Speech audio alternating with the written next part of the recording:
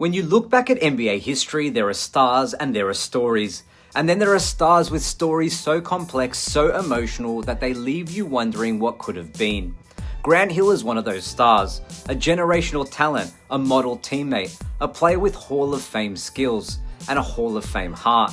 But also a player whose career was, in many ways, defined by injury, misfortune, and regret. Hill was one of the NBA's brightest young stars, but he left Detroit not as a hero, not as a villain, but a man in pain physically and emotionally, unsure of how everything unraveled so fast. In the 1990s, Hill wasn't just a star in the making. He was the guy everyone expected to be the next big thing.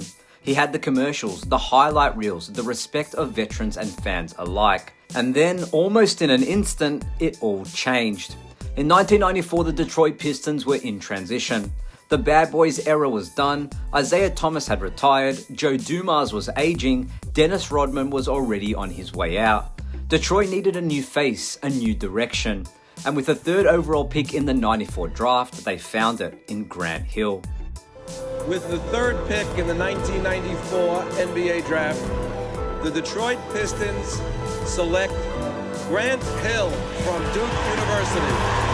He wasn't just good, he was different. Hill came into the league with a poise and a polish rarely seen in rookies.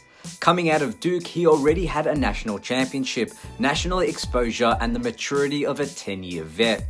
On the court, he was a Swiss Army knife, 6'8", smooth handle, elite passing and vision, rebounding instincts, and the athleticism to blow by defenders or finish at the rim with grace. In his first 6 seasons with Detroit, he averaged over 21 points, 7 rebounds, and 6 assists per game. Let me say that again. Only 4 other players in NBA history had those kinds of numbers in their first 6 seasons. Oscar Robertson, Larry Bird, LeBron James, and Luka Doncic. That's the company Grant Hill was keeping. But more than the stats, it was how he did it. He made the game look effortless. He was smooth, humble, and driven. He wasn't loud, but he was loudly effective. The Palace of Auburn Hills, still echoing from the Bad Boys' bruising days, now had a new star to believe in. Grant Hill wasn't just the face of the Pistons, he was their entire identity in the post-Isaiah Thomas era. And yet, despite all the promise, something was missing, and that was winning. In 6 seasons with Detroit, Hill made the playoffs just 4 times. They never got past the first round. Not because of him, but because the front office failed to build a real contender around him. He was doing everything, scoring, rebounding, defending, leading, but it still wasn't enough. And then came the breaking point. In the final week of the 99-2000 regular season, Hill sprained his left ankle in a game against the Philadelphia 76ers. With the playoffs looming, he pushed through the pain. He suited up against the Miami Heat in Game 1 of the first round. But the ankle wasn't healing, it was just getting worse. By Game 2, he could barely walk. He limped off the court and never wore a Pistons jersey again. That's how his Pistons career ended. Not with a farewell tour, not with a victory, but with a limp. Years later, Hill opened up about what happened. I was probably emotional and probably upset and directed a lot of that anger towards the team. Detroit, yeah. And so I think in that moment, then I started thinking like, man, I'm out. Basically, long story short, like I'm out. We all go through that. Yeah, exactly. And so, but I think prior to the injury, I wasn't thinking at all about leaving Detroit. He felt the injury was mismanaged. He felt alone, disconnected. And for the first time, he started to think, man, I'm out of here. And that's the thing. Before that injury, he never wanted to leave Detroit. He idolized Isaiah Thomas. Before every game, he looked up at Isaiah's banner. That was the goal. Not just being great, but being great in Detroit. I never thought I'd leave Detroit. Yeah. And I obviously did, but my intention was, to me, it was Isaiah. Before every game in the Palace, I looked at his banner. Like, to me, that's the standard. That's what I'm chasing. That's what I want to accomplish. But the combination of injury, losing seasons, and a lack of support changed everything. And when emotions get mixed in with physical pain, the end can come fast and it can come messy. By the summer of 2000, Hill was a free agent, and the damage was already done. On August 3rd, 2000, it became official. Hill was traded to the Orlando Magic in a sign-and-trade deal. Detroit got Chucky Adkins and then unknown big man named Ben Wallace. For Hill, Orlando offered a fresh start, a chance to team up with Tracy McGrady, a chance to chase championships finally. But instead it became a nightmare. The ankle that had betrayed him in Detroit never healed properly.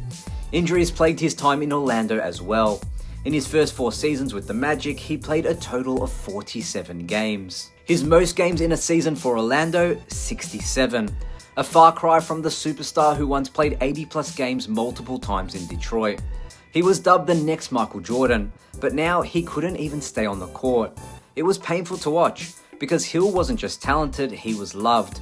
By teammates, by fans, by the league, and to see him go down like that was actually heartbreaking. Eventually, Hill found peace and a second act. In the late 2000s, he joined the Phoenix Suns. He wasn't the explosive 27-6 star anymore, but he was a reliable, savvy, and key contributor. He played defense, hit big shots, became a locker room leader. He even had a couple healthy seasons, something many thought he'd never have again. In 2013, Hill retired. His career averages 16.7 points, 6 rebounds, 4 assists. Don't scream all-time great. But if you watched him, really watched him, you know those numbers are just the surface. He made the Hall of Fame in 2018, not just because of the stats, but because of the what-ifs. Because of the college career, and because of what he meant to a generation of fans. Because of the grace with which he carried both hope and heartbreak. But even today, Detroit still lingers. He said, "I never thought I'd leave Detroit, but obviously I did." Here's the thing, Grant Hill's story isn't just about injuries or unmet expectations. It's about the human side of the NBA. We forget that behind every jersey is a real person. Someone who wanted to stay, who wanted to win, who just wanted things to work out so badly, but they didn't. And sometimes, like Hill, players lash out. They misplace the blame. They carry regret for decades. This happens more often than fans realize. Stars leave franchises in bitterness, only to look back years later and wish they handled it differently. Whether it's emotions, front office politics, or just bad timing, the NBA is full of these silent tragedies. Hill just happened to share his, and in doing so, he gave us something rare: honesty. He was supposed to be the next Jordan, but instead he became something else. A reminder that greatness isn't guaranteed, and it isn't what you achieve, it's how you endure when things fall apart. So when you think of Grant Hill, don't just think of the injuries. Think of the courage, the loyalty, the pain, and yes, the regret.